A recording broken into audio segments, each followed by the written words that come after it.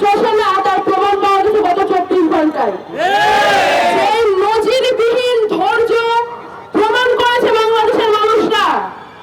এই ধরনের ধৈর্য এবং যদি মানুষের মধ্যে শান্ত মাথায় সিদ্ধান্ত নেওয়ার ক্ষমতা বজায় থাকে, ভবিষ্যতে বাংলাদেশের বুকে পতিত সরকারের কোন প্রেতাত্মারা আর কোন ষড়যন্ত্র সফল করতে পারবে না। বাংলাদেশের বুকে সবাই দেখতে পাচ্ছে বর্তমানে দাঙ্গার ভয়, আমি দেখতে পাচ্ছি নতুন দিনের সূচনার আগমনী গান।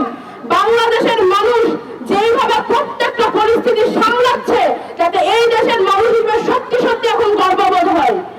কালকে যে পরিস্থিতি তৈরি করেছিল উগ্রবাদী সন্ত্রাসীরা এবং পার্শ্ববর্তী দেশের প্রোপাগান্ডা মেশিনগুলো, তাহলে বাংলাদেশের উপর দিয়ে রক্তযোগ্য হয়ে যেতে পারত। সরকারের উদ্দেশ্যে বলতে চাই, নাগরিক তার দায়িত্ব পালন করছে, এবার সময় এসেছে আপনারা আপনাদের দায়িত্ব পালন করুন।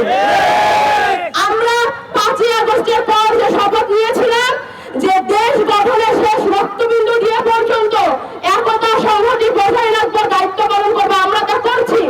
আপনাদেরকে বসানো হয়েছে জনগণের দায়িত্ব পালন করার জন্য। আপনারা যদি না করতে পারেন আপনাদেরকে জবাবদিহিতা দিতে হবে।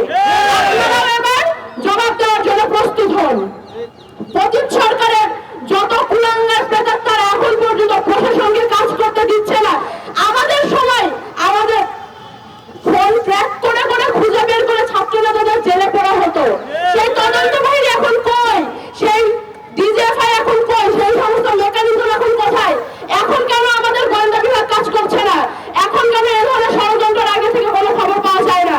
সরকারকে বলতে চাই, আপনারা প্রয়োজন মতো প্রশাসনের আগা পাশতলা নতুন করে পাল্টান, কিন্তু এই সমস্ত প্রত্যেকটি ইউনিটকে রান করান। পুলিশকে কাজ করতে হবে, ডিবিকে কাজ করতে হবে, ডিজিএফআইকে কাজ করতে হবে, আর্মিকে কাজ করতে হবে, প্রত্যেককে তার তার দায়িত্ব পালন করতে হবে। কারণ আমরা আমাদের দায়িত্ব পালন করে দেখিয়ে দিয়েছি।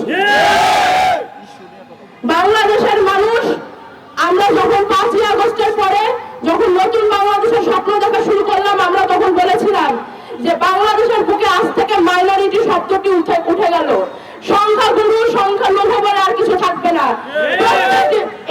এই জুলাই বিপ্লব যতটা আবু সাইদের ছিল ততটা হৃদয় তরোয়ার ছিল।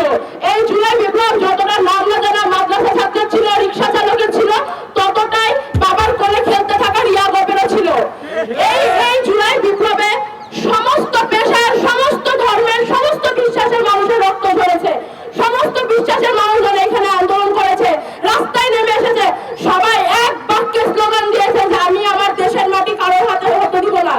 এই স্লোগানের পর, দেশের পতাকাকে এইভাবে আঁকড়ে ধরার পর, বাংলাদেশের প্রত্যেকটি মানুষ ধর্ম, বর্ণ, মত, বিশ্বাস নির্বিশেষে দেশের সার্বভৌমত্বের জন্য কাজ করে যাবে। কখনোই আর কোনো ষড়যন্ত্রকে আমরা সফল হতে দিতে পারবো না।